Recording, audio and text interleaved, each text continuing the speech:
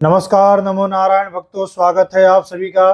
भक्तों, इस वीडियो में हम चर्चा करेंगे कि आमलकी एकादशी, आंवला एकादशी कब है, किस दिन करना है आंवला एकादशी का व्रत, 9 तारीख को कि 10 तारीख को, कब करेंगे आंवला एकादशी का व्रत, एकादशी व्रत का पारण कब करना है, किस वस्तु से करना है, आमलकी एकादशी व्रत करने का क्या फल है, इस व्रत के करने की विधि क्या है, सभी विस्तार से हम चर्चा करेंगे। भक्तों, आंवला एकादशी का व्रत करने से जन्म जन्मांतर के सभी पाप नष्ट हो जाते हैं। आंवला एकादशी का व्रत करने से राज्य सुख, राज्य सत्ता की प्राप्ति होती है। जो भी आंवला एकादशी का व्रत करता है वह पूर्व जन्म में राजा बनता है। आंवला एकादशी का व्रत करने से लग्जरियस लाइफ, सभी प्रकार का सुख, वैभव, यश, कीर्ति की प्राप्ति आंवला एकादशी का व्रत करने से होता है। भक्तों, 9 मार्च 2025 रविवार को सुबह में प्रातःकाल 7:45 पर एकादशी तिथि आरंभ हो रही है। 10 मार्च 2025 सोमवार को सुबह में 7:44 पर एकादशी तिथि समाप्त हो रही है। तो सूर्योदय व्यापिनी उदया तिथि के अनुसार जो एकादशी का व्रत वैष्णवों के लिए है वह 10 मार्च 2025 सोमवार को ही है। सभी को 10 मार्च 2025 सोमवार को एकादशी का व्रत करना है। भक्तों, ऐसा कहा गया है, भक्तों जो भी व्यक्ति 10वीं युक्त एकादशी का व्रत करता है, यानी जो भी एकादशी करे उसमें 10वीं तिथि का स्पर्श हो और वह एकादशी का व्रत यदि कोई करता है तो उसके 1 वर्ष के किए गए संपूर्ण एकादशी का फल नष्ट हो जाता है। और द्वादशी युक्त एकादशी, यानी द्वादशी के साथ में जो एकादशी का व्रत पड़ता है, यानी दूसरे दिन श्रौत और स्मार्त, जो स्मार्त एकादशी है, यानी द्वादशी युक्त जो एकादशी का व्रत होता है, वह व्रत करने से पूरे वर्ष यानी 24 एकादशी के व्रत करने के बराबर फल प्राप्त होता है। समझ जाइए कि द्वादशी युक्त एकादशी का व्रत सभी वैष्णवों को, सभी हरि भक्तों को करना चाहिए। यह सभी पापों को नष्ट करने वाली एकादशी होती है। इसलिए द्वादशी युक्त सूर्योदय व्यापिनी उदया तिथि के अनुसार जो आंवला एकादशी का व्रत है वह 10 मार्च 2025 सोमवार को है। हम सभी को सोमवार को 10 मार्च को आंवला एकादशी का व्रत करना है। भले 10 मार्च 2025 सोमवार को सुबह में 7:44 पर एकादशी तिथि समाप्त हो जा रही है, उसके बावजूद भी हम सभी को एकादशी का व्रत 10 मार्च को ही करना है, क्योंकि यह द्वादशी युक्त एकादशी है। एकादशी व्रत का जो पारण होगा वह 11 मार्च 2025 मंगलवार को होगा। पारण करने का जो समय है वह प्रातःकाल सुबह सूर्योदय के बाद 6:55 से लेकर के 8:25 तक, इसी समय अवधि में आपको एकादशी व्रत का पारण करना है। आंवला एकादशी का व्रत आंवला खा करके एकादशी व्रत का आपको पारण करना चाहिए, आंवला का दान करना चाहिए। एकादशी व्रत के पारण का नियम ऐसा होता है, आप पारण से पहले ब्राह्मण को भोजन कराइए, संत को भोजन कराइए, दान पुण्य कीजिए। यदि आप ब्राह्मण को, संत को भोजन नहीं कराते हैं तो सीधा दान कीजिए, यथाशक्ति अन्न दान कीजिए। नहीं कर सकते हैं तो उसके निमित्त में दक्षिणा, भोजन के निमित्त में कुछ दक्षिणा, संत को, ब्राह्मण को मंदिर में जाकर के अवश्य कुछ न कुछ दान पुण्य करें। एकादशी व्रत के पारण से पहले गाय को हरा घास खिलाना चाहिए। आप हरा घास नहीं खिला सकते हैं, गौशाला दूर है, तो उसके निमित्त में कुछ अलग से धन राशि निकाल करके अलग से रख लीजिए। बाद में जब भी कभी आप जाएंगे, आपको मौका मिलेगा और आप गौशाला जाएंगे तो एक साथ में आप अपने धन राशि को मिला करके गाय को हरा घास खिला दीजिएगा, क्योंकि गाय को हरा घास खिलाने से सारे पितरों की कृपा आशीर्वाद प्राप्त होती है और संपूर्ण 33 कोटि संपूर्ण देवी देवताओं का आशीर्वाद हमें प्राप्त होता है। तो पारण से पहले यह नियम होता है, इतने नियम का पालन अवश्य करना चाहिए। और आंवला एकादशी व्रत का पारण आपको एक आंवला खा के करना है। आंवला न मिले, आपके पास आंवला न हो तो आंवला का ध्यान कर लीजिए, आंवला का स्मरण कर लीजिए। और यदि आपका प्रदोष का व्रत नहीं है, दूसरे दिन जो कोई व्रत पड़ता है वह व्रत आपको न करना हो, तो आप भगवान जगन्नाथ जी का प्रसाद यानी चावल का दाना राइट हैंड पर रखिए। ओम नारायणाय नमः, ओम मधुसूदनाय नमः, ओम श्रीधराय नमः, अच्युताय नमः, दामोदराय नमः, संकर्षणाय नमः।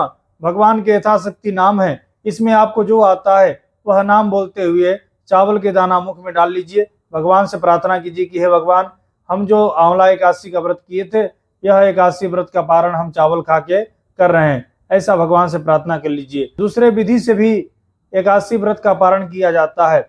भगवान शालिग्राम का जो चरणामृत होता है उसको लेकर के उसके ऊपर तुलसी का एक पत्ता रख करके ओम केशवाय नमः बोल करके ग्रहण कर लिया जाता है। दूसरे बार जल लिए, उसके ऊपर एक तुलसी का पत्र रखे, ओम नारायणाय नमः बोल करके ग्रहण कर जाइए। तीसरे बार फिर से पुनः जल लीजिए, उसके ऊपर एक तुलसी का पत्र ले लीजिए, ओम माधवाय नमः बोल करके ग्रहण कर जाइए। ऐसे 3 बार केशवाय नमः, नारायणाय नमः, माधवाय नमः 3 बार बोल करके आप ग्रहण कर जाइए। चौथे बार हाथ धो लीजिए। ऐसे भी एकादशी व्रत का पारण किया जाता है।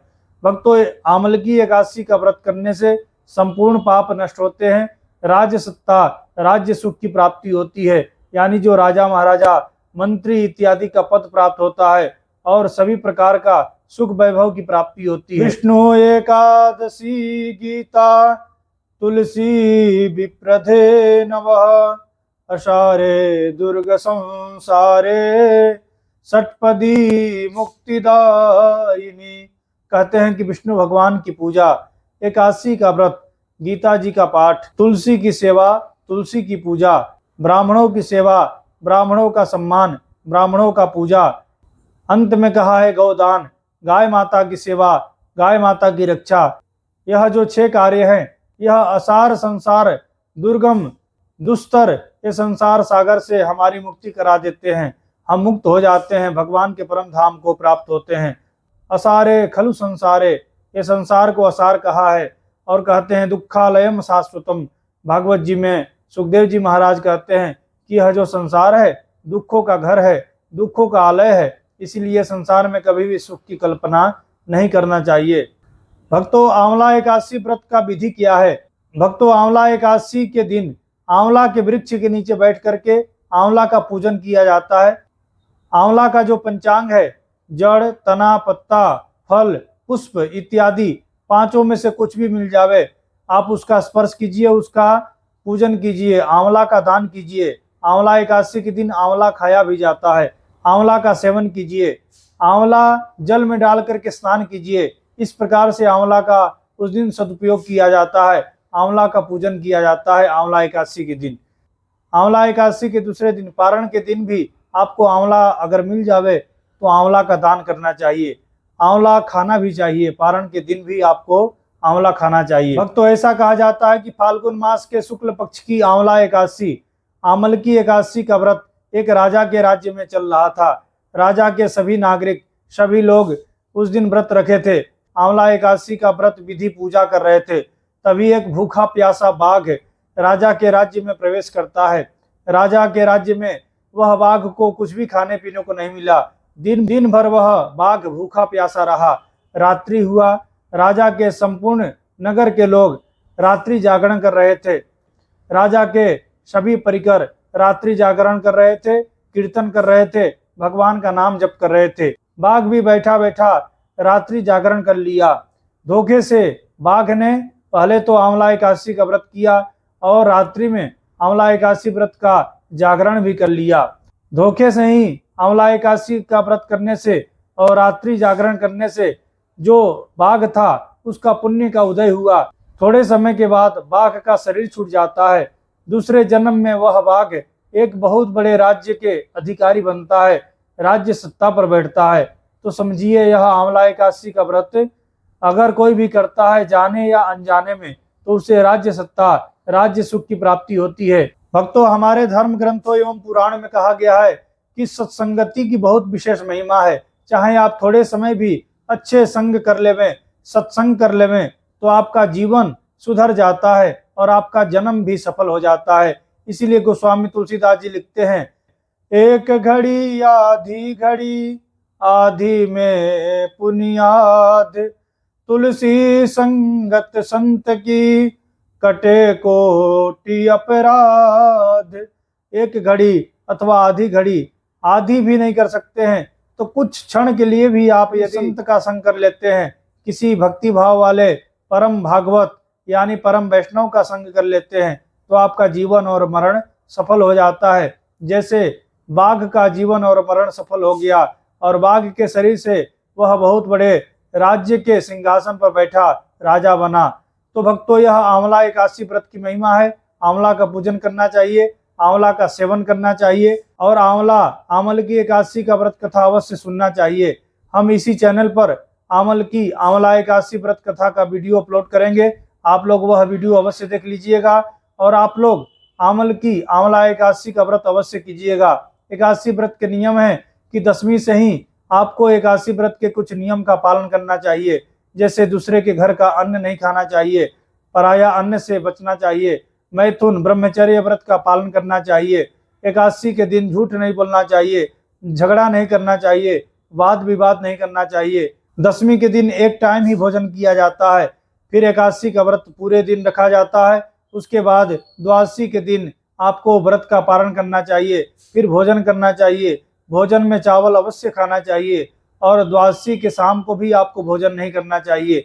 3 दिन में एकादशी का व्रत पूर्ण होता है।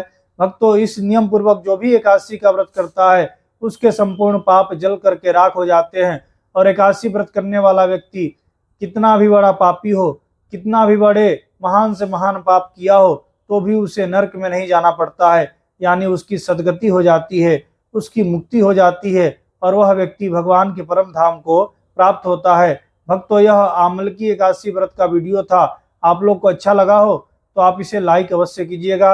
हमारे चैनल पर नए हैं तो चैनल को सब्सक्राइब कर लीजिएगा, बेल आइकन को दबा दीजिएगा ताकि मैं कोई भी वीडियो अपलोड करूं उसका नोटिफिकेशन आप तक सबसे पहले पहुंचे। आप सभी को श्री हरि, आप सभी को नमो नारायण। ओम श्री मात्रे नमः।